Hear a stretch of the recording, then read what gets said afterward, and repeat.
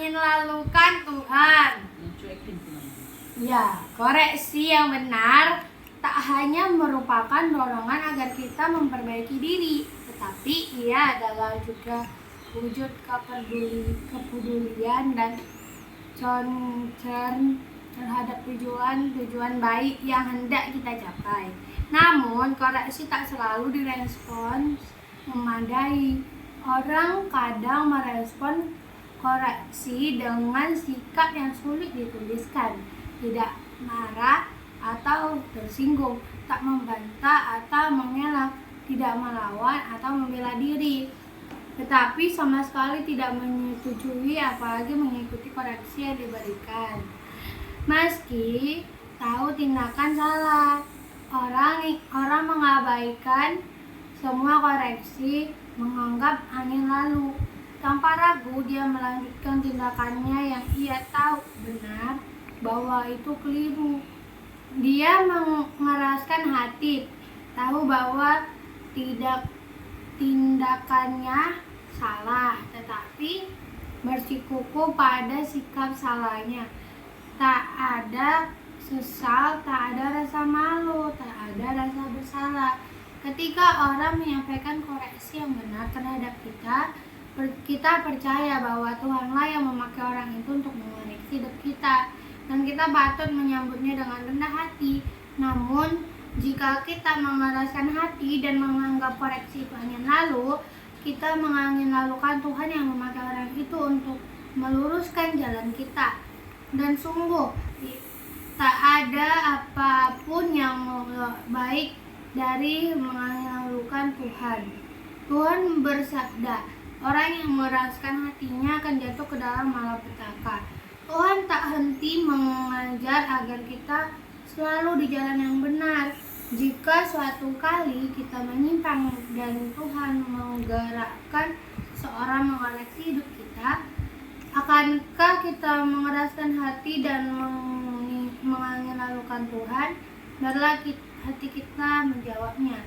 Pada hari ini, jika kamu mendengar suaranya, janganlah keraskan hatimu. Ibrani 4 ayat 7.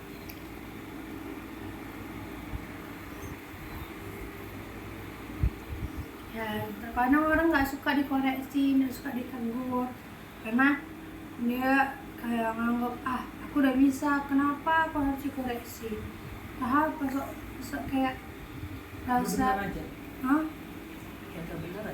kayak dia kesal gitu kan kalau dikoreksi, kayak dikritik gitu kan. Nah, kadang orang menganggap koreksi ini sebagai dimarahi, dan sedikit orang yang menerima koreksi, karena orang itu rata-rata memakai jalan pikirannya sendiri, tidak mau dikoreksi dikit sakit hati, dikit sakit hati. Tuh sekarang seperti itu. Bapak juga gitu. Dikoreksi baju nggak mau, tapi nanti dibilang jelek kayak bajunya sama orang baru sadar. Nah, aku juga gitu, dikoreksi lama bangun tidur malah marah, padahal betul itu fakta. Kadang gitu manusia, koreksi agak mau, dikoreksi milihnya jalan sendiri, kayak mengeraskan hati, tidak mau mendengar koreksi-koreksi yang ada karena menganggap dirinya sudah sangat mampu. Terima kasih. Nah, jadi koreksi itu bagus ya? Iya. Untuk membenarkan yang salah, ya kan? Dan cepat-cepat tersinggung. Coba dulu tanya, betul nggak ya koreksi orang itu? Tapi kalau memang enggak, hanya karena orang itu sama kita jelas itu maksudnya iri atau sekedar membuat kita kesel, ya itu bisa kita abaikan. Artinya gini, betul nggak yang dibilang ya? Kalau memang betul ya terima, kalau enggak ya sudah abaikan aja, nggak usah terlalu dibawa ke hati gitu. Cuma kan kalau ini orang Israel ini kan kayaknya cuek dengan Tuhan, udah berkali-kali Tuhan itu menunjukkan kasih setianya kepada bangsa Israel yang tegar tengkuk, keras kepala, dibilang susah, ya kan? tapi tetap tunjukkannya kasih setia, pembelaannya terhadap mereka. Tapi jangan begitulah kita keraskan hati kita ya. Jadi sekarang orang yang sudah mengenal Tuhan, ya lembutkan hati untuk mendengarkan suara Tuhan. Kalau dengar firman, jangan bilang, ini Pak Ibu Pendeta ini nyinggung aja dia dari atas mimbar.